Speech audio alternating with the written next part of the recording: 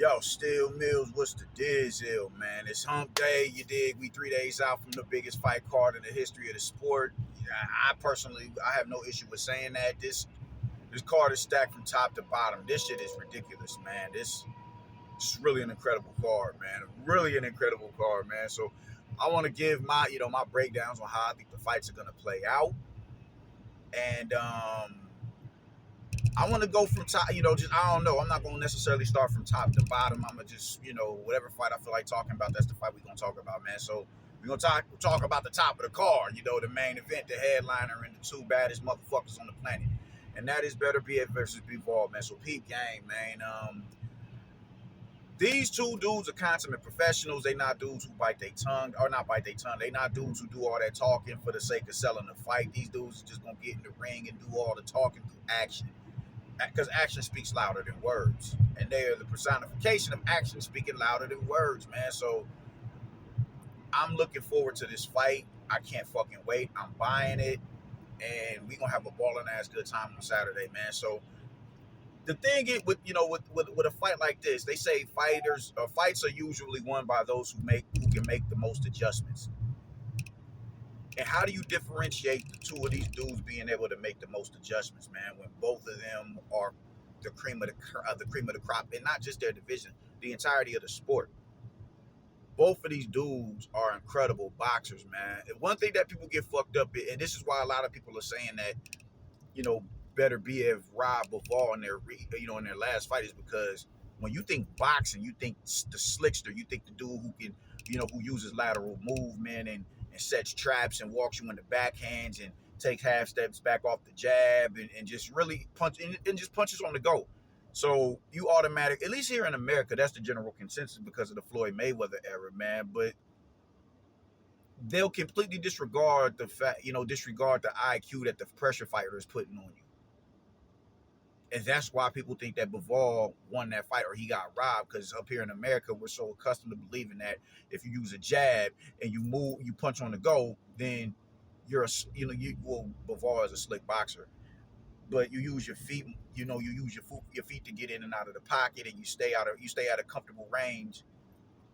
They think that that's automatically going to win the fight, and they'll just completely disregard the pressure fighter, because the pressure fighter is a one-dimensional individual who just comes barreling forward, and they're not looking at the counter punching capabilities of the pressure fighter. They're not looking at him getting in the punching position. They're disregarding the fact that he's fast enough on his feet to keep up with you when you take your steps back, so he's not out of punching range and he can counter you effectively. They're not looking at all of that. So that's why Bivol, by a lot of Americans' estimations, was robbed in that fight when they fought last time, man. So who can make the adjustments between the two fighters, man? Me personally, I think the fight is going to play out like it did last time, where it's not going to be a wrong answer. Every answer that you could possibly come up with would have been the right answer, whether it's a draw or Bivol winning or beterbiev winning. That's how I feel. That's how I feel like the fight is going to play out, personally. But who can make the more adjustments between these two fighters? Because I feel like for Bivol to better his chances in winning this fight is going to take him, putting himself in a vulnerable position where he has to engage and he has to plant his feet a little bit more. The only adjustment I can think to make is him doing a little bit more road work to up his conditioning to where he can punch on the go.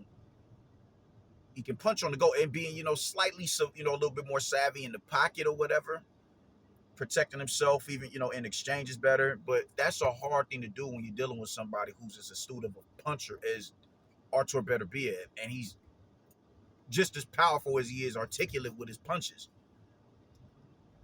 I haven't always felt like this, but I want to say after the Joe Smith Jr. fight, I was more so than convinced. I was like, nah, ain't nobody is beating this dude, man. Bivol is the only dude who can beat this dude, and I'm not even so sure that Bivol can beat this dude. Even though I am sure that Bivol can beat this dude, but he's gonna have to fight equivalent to what he fought in the last fight and do slightly a bit more what he did.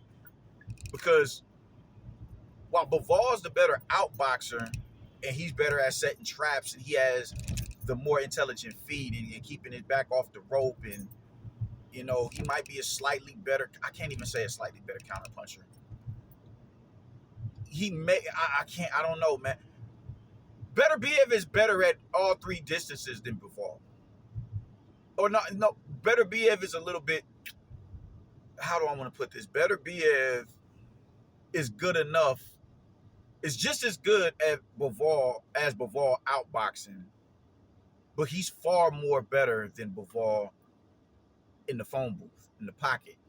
And that's what's good. I think that is the telltale sign right there, because you're not gonna be able to just stay mobile and just tap dance from the outside and think that this dude is not gonna find his way to come in through your front door. You can't do that with this dude. This dude is different. God damn it. This dude is different. So how do you adjust to deal with somebody of this magnitude? Because this isn't, this isn't, Zerto. This isn't John Pascal. This is a dude who's defensively competent, and he's an offensive juggernaut. How do you adjust? What are the right adjustments that you can take to have a better, or that you can make to have a better performance than you did last time? And that's the trick. It's a trick question, because we don't know. We'll have to find out on Saturday. But how does Bivol adjust to what it is? Because Bivol is the one who honestly I can't even say that, because they both have to make adjustments. They both have to make adjustments, man. And it's going to be those small, intricate, minute adjustments that they're going to have to make that can make a world of difference. Believe it or not, Beterbiev has to make adjustments as well, because that was a narrow win for Beterbiev. That could have been a draw. And it could have been a bivol victory. So who's going to make the right adjustments, the smarter adjustments, to ensure that they get a victory in this match on Saturday? It's real hard to come. I personally, like I said, I see the fight playing out like it did last time, man. And I almost want to say, because I think with Beterbiev being in there, feeling his power and understand, you can't really hurt, even though he stung him.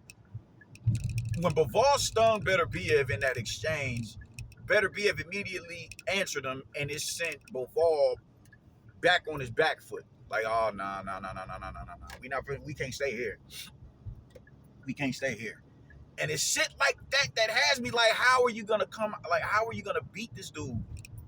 If because you're gonna have to open up a little bit more. You're gonna have to know when